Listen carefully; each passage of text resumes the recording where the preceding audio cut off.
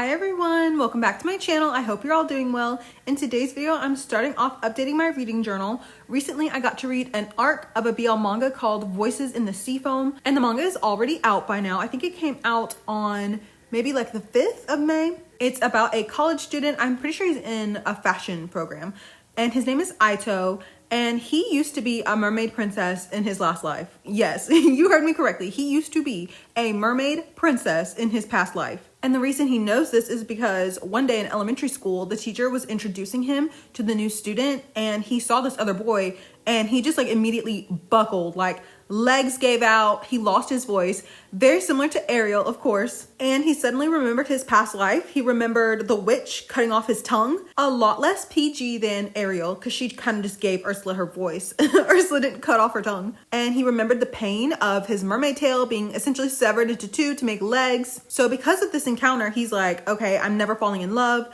And he gets to the point where he's in college. He has not been in any sort of relationship or anything like that with anyone. He's never tried to, because he remembers how scary that felt when he was a child, how he felt like he was essentially dying, because that's what happened to the mermaid princess in her lifetime. She turned into sea foam. She just disappeared into nothing because the prince that she did all this for ended up marrying another woman. And isn't that just like a man to do something like that? So Aito was like, no, I'm not falling in love. Like the same thing is going to happen to me. I don't want to go out like, you know, the mermaid princess did. Anyway, one day Aito is out and about with his friend slash roommate, and his friend is an influencer. And his friend posts Aito singing at a karaoke place, and another college student named Toru hears this. Toru is, I think, like a sound engineer student, something like that. And he is working on the soundtrack for some sort of film that's being put on. And he wants Aito to sing in it. He hears Aito's voice and he was like, oh my gosh, like you gotta sing in my song.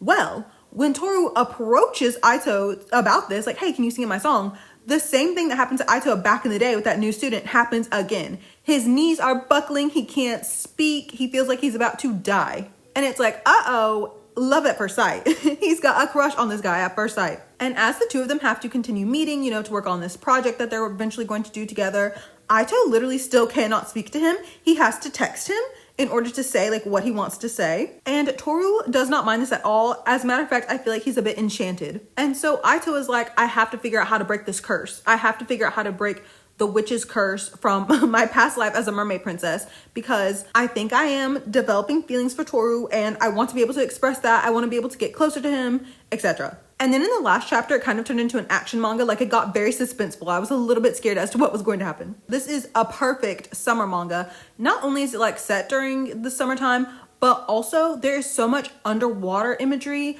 I guess that's one of the first things I want to talk about, is that I loved the art so much. Any type of like ocean scene that was drawn was so beautiful. There's a chapter where they're kind of like at the beach, like at the seaside all together, and Aito and Toru go swimming together. Beautiful, beautiful. And also, honestly, like some of just like the random backgrounds I thought were so impressive. Like because Aito's a fashion student, there's like a scene where they're kind of in, I guess like one of the classrooms, maybe not so much a classroom, but like a room where, you know, you'd be working on your projects. I guess kind of like a classroom.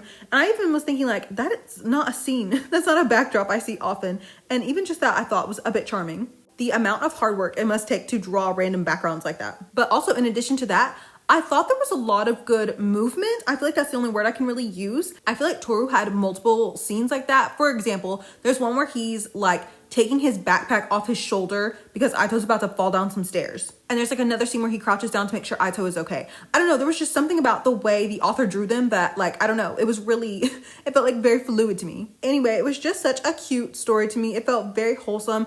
In general, it's a story about overcoming your fears. The fact that your mind can be just as scary or even scarier than a literal curse. Also, this is a light spoiler, but I did want to say that while this story is definitely a metaphor for anxiety, it is actually magical. Like he was truly a mermaid princess in his past life. And just like in his past life, he was brave and tried to fight for the man he was in love with. Literally so cute, perfect for the beginning of summer. Granted, it's still just spring. And of course, thank you to NetGalley and Kodansha for allowing me to read an arc of it. I really, really liked it. I need to see if the mangaka has any other work because I love her art style.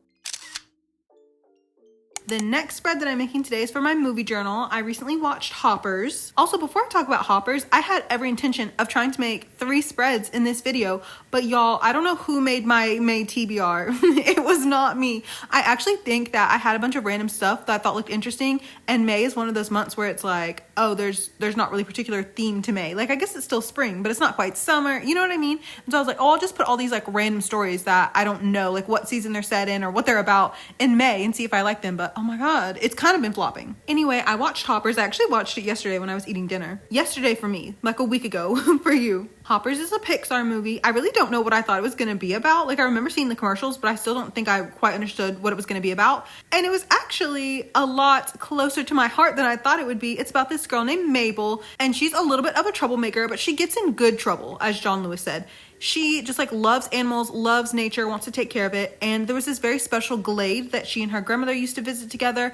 And now that she is 19, her grandmother is no longer with her. And the mayor of her town, Beaverton, that's the town's name, he is planning on making some sort of like bypass or something. He's essentially going to destroy this beautiful little bit of nature to put in his stupid highway. And Mabel's like, I don't think so, absolutely not. And so she's trying to come up with like ways to save the glade. And they're like, oh, well, if you get a beaver back to this little like pond area, then all the other animals will follow too. So she's like, great, I only need a beaver. She sets out to humanely trap a beaver so that she can bring it back to the glade. And she discovers that one of her professors at university is actually working on this top secret project called Hoppers, where you can put your consciousness into a little robot body, a little robot animal body. And Mabel's like, oh my god, this is exactly what we need. This is how we can save the glade. I'm gonna get into the beaver body. And she does. She's not supposed to, and she does. And after that, she goes into nature and you meet all the little woodland creatures that live out there, the other beavers, there's a bear, there's some deer. Pretty much every sort of animal you can think of is out there in the forest. And she makes a friend. His name is George, and he is the king. She learns all about the animal world and all the like the hierarchies they have. There's like a special council. The movie was honestly not particularly funny or anything, but that's also because I'm old. Like, I'm sure it's funny to kids.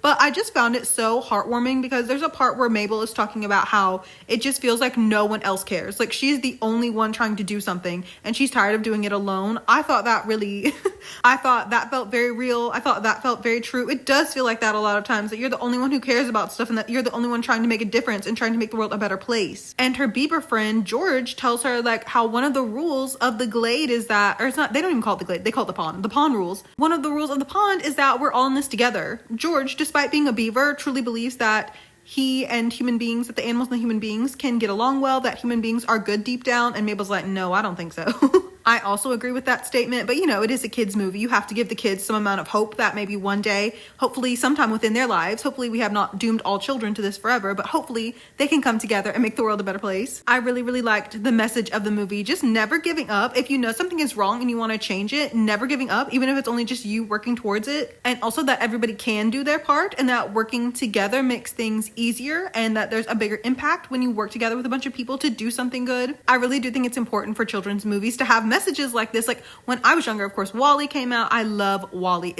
Do you ever like look around and you're like, are we living in WALL-E right now? Like, all of those people on that spaceship just attached to screens can't even get up and do anything for themselves. Oh my god. Also, the Lorax. I haven't seen the movie The Lorax in a while, but I didn't even read it. Having been read The Lorax when I was in 4th grade radicalized me into the person that I am today, actually. Unless someone like you cares a whole awful lot, nothing's going to get better. It's not. But I guess even if you're not an environmentalist and like don't care if this planet is destroyed, if you're like looking forward to living on the moon or Mars, like I think you'll still like this movie. The creator of We Bare Bears is actually the director of the movie. Also, I said I didn't really think the movie was funny. It wasn't unfunny. It's just I didn't like laugh out loud. I think maybe there was like one moment where George was like rubbing his beaver oils on Jerry the mayor that I thought was a little bit funny. It wasn't unfunny though. I just like wasn't giggling the way I thought I might be. Also, why did I see fan art of people like shipping Mabel and Jerry the mayor? And I know that's one of those situations of like, well, how did you see that fan art? What's that thing that's like, girl, why were you at the Devil's Sacrament? I was scrolling through the Twitter account of the director, just, I don't know, to look and see if there was anything interesting, any behind the scenes stories, anything. And he had just like retweeted some fan art and some of it was in fact Mabel and Jerry ship art. I was like, what the heck? Anyway, now that this spread is finished, we can go put all the spreads that I made today into my digital journals. I'm so serious about having a flop reading month so far in May. I feel like my favorite thing I've read so far has definitely been Voices in the Seafoam. I've read one other manga that wasn't on my TBR that was pretty good, but I don't really currently feel like making a spread about it. If I do make a spread about it, then that'll be in the next video. If not, then I'll tell you about it per usual at the end of the month. Also, not to get too far ahead of myself, but I have some free time in June.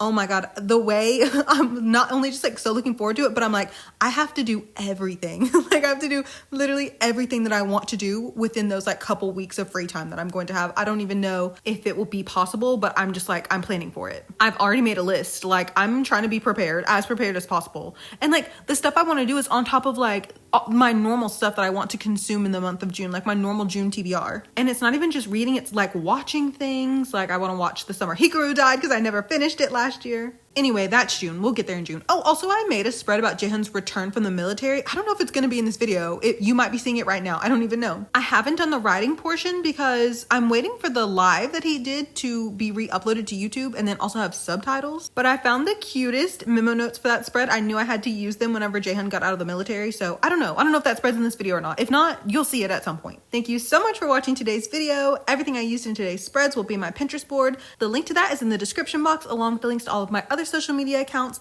as well as the links to all of the Google Drive folders for all of my journal deco kits. If you have any questions, please let me know and I'll do my best to answer them. I hope you're having a better reading month than I am, and I hope that you have a good week. I'll see you in the next one. Bye everyone!